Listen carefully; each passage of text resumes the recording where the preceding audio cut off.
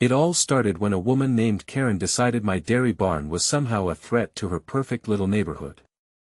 She lived in an HOA community bordering my family's farm, and apparently, the sight of cows, tractors, and an actual working barn was more offensive to her than she ever expected. At first, I thought it was just another petty complaint. But Karen wasn't interested in compromise. She wanted the barn shut down, and she was determined to use the HOA to make it happen. What she didn't know was that her campaign would eventually attract the attention of someone far more powerful than an HOA board member, a state inspector. And when that inspector started looking into the situation, things took a turn nobody saw coming. Bro, I genuinely couldn't believe how quickly Karen's plan began collapsing. Because the same project she wanted to protect from my dairy operation was about to become the very thing that put her entire neighborhood under scrutiny. My name is Daniel Mercer, and my family had been running our dairy farm long before the first house in that HOA development was ever built. The barn Karen hated wasn't some abandoned structure sitting around for decoration. It was the heart of our operation, where we kept a portion of our herd, stored feed, and handled the daily work that kept the farm running. It wasn't glamorous, but it was honest work, and it had been part of the property for decades. When the new subdivision started going up across the road, I figured we would have the usual adjustment period. New neighbors sometimes complained about tractors arriving early, farm equipment moving along the road, or the occasional smell that comes with livestock. I expected some friction, but I never imagined one person would turn it into a personal crusade. That person was Karen Whitmore. From the moment she moved into the development, she seemed determined to make the farm disappear from her view. At first, her complaints were small. She objected to the sound of machinery in the mornings and complained about dust near the road. Then she started focusing on the barn itself. She apparently believed the structure ruined the appearance of the neighborhood and somehow lowered property values. That argument made absolutely no sense to me because the farm had existed before her house, her street, and even the HOA entrance sign. But Karen didn't seem interested in history. She wanted control. The first official complaint arrived through the HOA, and it claimed the barn created an unacceptable nuisance for residents. I checked the paperwork, and there was nothing particularly surprising. Our farm complied with the agricultural rules that applied to the property, and the barn was a lawful agricultural structure. Still, the HOA board sent me a warning asking me to address the complaints. I responded calmly, provided the relevant documentation, and assumed that would be the end of it. It wasn't. A few weeks later, Karen began photographing the property from across the road. Then came complaints about livestock trailers, delivery vehicles, outdoor lighting, and even the movement of farm equipment during daylight hours. Every time I solved one supposed problem, another appeared. Bro, this was the kind of situation where you could almost feel someone searching for reasons to stay angry. It stopped being about a legitimate concern and became a mission. Then Karen found something she thought would finally give her leverage. The HOA had recently announced plans for a major landscaping and community improvement project near the edge of the subdivision. It included drainage work, decorative landscaping, and a new entrance feature that would sit surprisingly close to the boundary between the neighborhood and my property. Karen became convinced that my dairy operation would interfere with the project. She pushed the HOA board to demand that I restrict activity around the barn. I refused. Not because I wanted a fight, but because the demands would have made normal farm operations nearly impossible. I told them the same thing I had said from the beginning: we would follow the law, but we weren't going to shut down a legitimate family farm simply because someone disliked looking at it. That answer apparently pushed Karen over the edge. Instead of backing down, she began escalating the complaints beyond the HOA. She contacted local officials and repeatedly suggested that our barn might violate regulations. None of those claims went anywhere, but each complaint created more paperwork and more disruption. Then, one morning, I received a notice from the HOA that changed everything. Karen had convinced the board to pursue formal action against the dairy barn, claiming it interfered with their upcoming project. I read the notice twice. Then I noticed something buried in the paperwork that made my stomach drop. The HOA's project appeared to involve work in an area where permits and drainage requirements were much stricter than I had realized. And if the paperwork was accurate, somebody had made a very serious mistake. I just didn't know yet whose mistake it was. That changed when an official state inspection suddenly entered the picture. The state inspection wasn't something I requested. That was the first thing that made the situation so strange. After months of Karen's complaints, an inspector from the state agency responsible for agricultural and environmental compliance arrived at the farm to review the dairy operation. I expected questions about the barn, manure management, drainage, livestock areas, and our operating records. For instead, the inspector seemed almost surprised that the HOA had been trying so hard to shut us down when our property appeared to be following the applicable requirements. Bro, that was the moment I started wondering whether Karen had accidentally opened a door she really didn't want opened. The inspector walked the property carefully, checked the barn, examined drainage areas, reviewed our records, and documented everything. Nothing dramatic happened during the first part of the inspection, but the tension was impossible to ignore. I could tell the inspector wasn't just looking at the complaints anymore. Something else had caught their attention. Then they asked about the HOA's construction project. I explained everything I knew, including the new entrance feature, landscaping work, drainage changes, and the location where the project was supposed to be built. The inspector immediately became more serious. They requested copies of the project plans and permits, and I provided everything I had received. A few days later, the inspector returned. This time, they weren't focused on my barn. They were looking across the property line. Apparently, the HOA's project involved significant drainage modifications near an area that could affect runoff toward agricultural land. More importantly, some of the work appeared to raise questions about whether the proper state approvals had been obtained. Karen had spent weeks arguing that my dairy barn was the problem. Now the state was investigating her neighborhood's project instead. And then came the part that genuinely shocked me. The inspector discovered that the project's paperwork didn't appear to match what was actually being built. That meant the HOA wasn't simply facing a minor paperwork issue. Their entire project could potentially be stopped until the situation was reviewed. For the first time, I realized Karen's campaign might have backfired spectacularly. She had tried to put my farm under a microscope. Now the microscope was pointed directly at her. The next morning, everything changed. I was standing beside the dairy barn when I saw two state vehicles pull into the HOA development, followed by a county official. Nobody had warned the neighborhood residents, and judging by the way people started gathering near their driveways, nobody understood what was happening either. I watched from a distance as the inspectors walked toward the construction area, carrying folders and taking photographs. Bro, this was the exact moment when Karen's confidence seemed to disappear.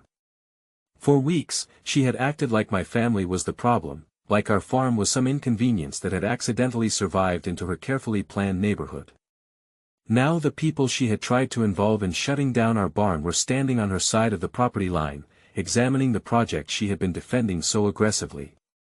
The inspectors reviewed the drainage work first. Then they examined the grading, the location of the new landscaping, and the planned entrance improvements. They compared what had been constructed with the submitted plans. I wasn't close enough to hear everything, but I could see the mood changing. The county official kept pointing at different areas while one of the state inspectors took notes. Eventually, construction crews were told to stop work while the project was reviewed. It wasn't a dramatic movie moment with flashing lights or people being dragged away. Honestly, it was much more satisfying than that. Everything simply stopped. Machines went quiet. Workers stepped away. And a project that had been presented as a major improvement for the community suddenly sat there unfinished. Karen noticed me watching. She looked furious.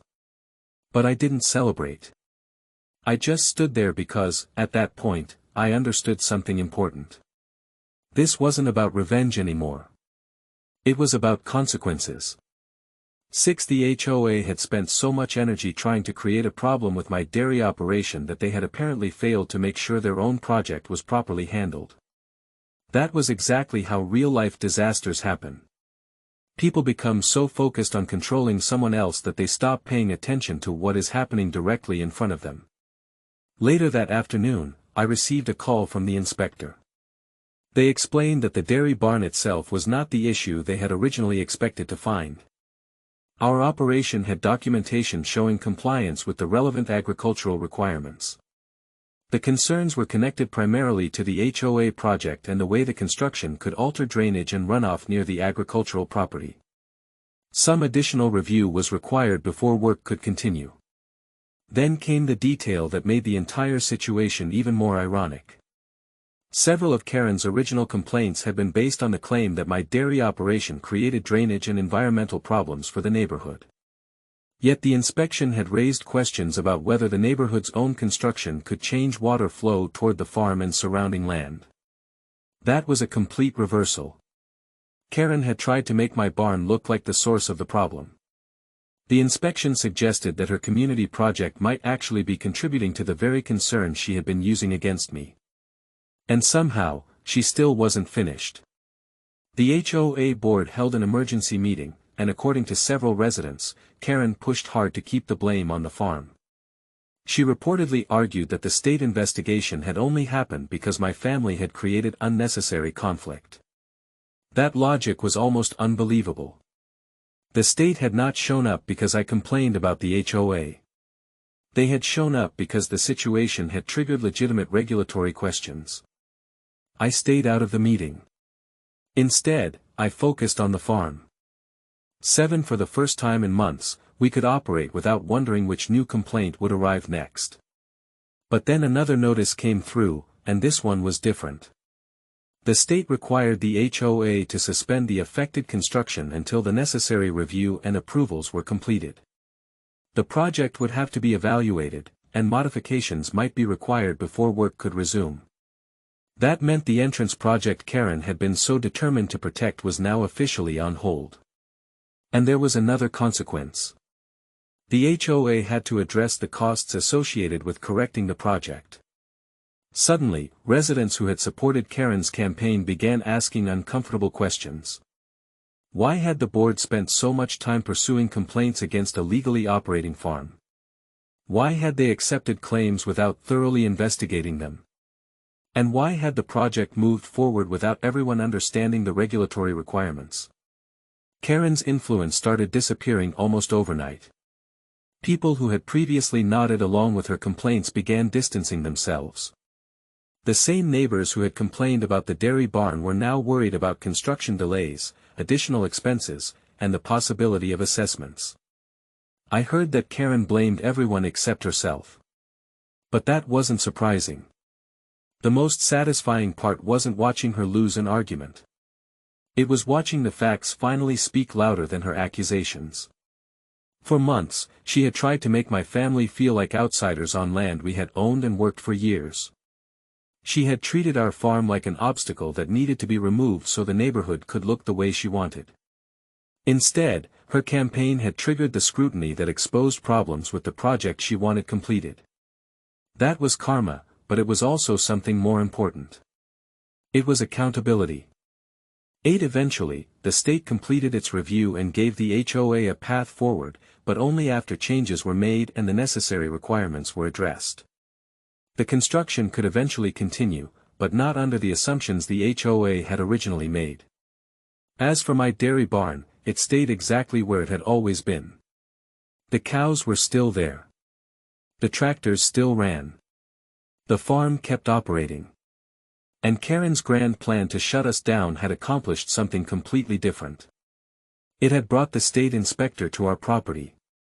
And once the inspector started looking around, the last place Karen wanted attention was suddenly the only place everyone was looking. After the state review, the atmosphere around the neighborhood changed completely. The construction equipment that had been running almost every day disappeared, the unfinished entrance sat untouched, and residents who had once acted like the dairy farm was their biggest problem suddenly had much more serious things to worry about.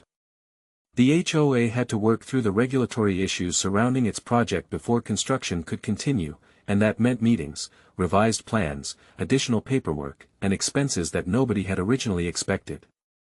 For my family, though, the biggest difference was simple: we could finally get back to running the farm without constantly wondering what complaint would arrive next. The state inspector eventually finished reviewing our operation and confirmed that the dairy barn itself was not the violation Karen had spent months claiming it was. Our records, maintenance procedures, and agricultural practices were reviewed, and we were able to demonstrate that we were operating within the applicable requirements. That news felt like a weight coming off my shoulders. It wasn't that I needed some government official to tell me we were good people. I already knew that. But after months of accusations, having the facts documented by an independent authority meant something. Meanwhile, the HOA had to confront its own mistakes. The project was eventually allowed to move forward only after the necessary issues were addressed. Some elements had to be changed, drainage concerns had to be accounted for, and the association had to deal with additional costs. None of that was my responsibility, but I couldn't help noticing the irony. Karen had spent so much time trying to convince everyone that my dairy barn was a liability to the neighborhood, yet the neighborhood ended up facing its biggest headache because of a project it had approved itself. Bro, that kind of reversal is almost impossible to script. What made it even more interesting was what happened inside the HOA afterward. Residents began demanding more transparency from the board. They wanted to know why the original concerns had not been caught earlier and why so much energy had been spent pursuing complaints against a farm that had been there before the subdivision. Some people apparently began questioning whether Karen's complaints had influenced the board too heavily. Her reputation changed. People who had once listened to every complaint suddenly became much more cautious. Instead of automatically accepting her version of events, they started asking for documentation. They wanted facts. They wanted to know what rules actually applied. And honestly, that was probably the healthiest thing that could have happened to the neighborhood. As for Karen, she never apologized to me. I didn't expect her to. Some people would rather rewrite an entire story than admit they were wrong. From what I heard, she continued insisting that the farm had somehow caused the entire situation. But by then, her argument had lost most of its power because the official records told a different story. I never confronted her. I never stood outside her house celebrating. I never demanded an apology. Instead, I did something that felt much better. I kept working. Every morning, the barn doors opened. The cows were fed. Equipment moved across the property. Deliveries arrived. The same farm Karen had tried to eliminate continued operating just as it had before. And eventually, something unexpected happened. Some of the residents began treating us differently. A few people who had previously complained started asking questions about the farm. Some became more respectful once they understood how long the operation had existed. Others realized that living next to agricultural land meant accepting some realities that simply came with it. That was the real resolution for me. The farm didn't have to become something else to make the neighborhood happy. We didn't have to hide our work. We didn't have to surrender our property rights because someone disliked the sight or smell of farming. We simply had to keep doing everything legally and responsibly. The HOA eventually completed its project after making the required changes, and life gradually returned to normal. The new entrance looked fine. The landscaping was finished. The neighborhood moved on. But the dairy barn remained. And every time I passed it, I remembered the ridiculous chain of events that had started with one person deciding she wanted it gone. Karen had tried to use the HOA to shut down my farm. The HOA tried to pressure us. The state arrived to investigate. And somehow, the investigation ended up stopping their project instead. I'll never forget the lesson in that. When you spend all your energy trying to find something wrong with someone else, you better make absolutely sure there's nothing wrong on your side first. Because sometimes, the spotlight you aim at somebody else turns around. And when it does, you might discover that the person you were trying to expose was never the problem in the first place. 11. Looking back, the wildest part wasn't that Karen complained about the dairy barn. It was how confident she became while doing it, as if being louder automatically made her right. Bro, this story is a perfect reminder that facts eventually catch up with everybody. My family didn't need revenge, we simply kept following the rules, and Karen's own campaign brought attention to a project that needed scrutiny. That's exactly how karma works sometimes. Quiet, slow, and completely unavoidable. And honestly, I still can't believe the same complaint meant to shut down the farm ended up stopping the HOA's project instead. If you enjoyed this story, hit like, subscribe, and share it with someone who loves a good HOA karma story. More unbelievable stories are coming.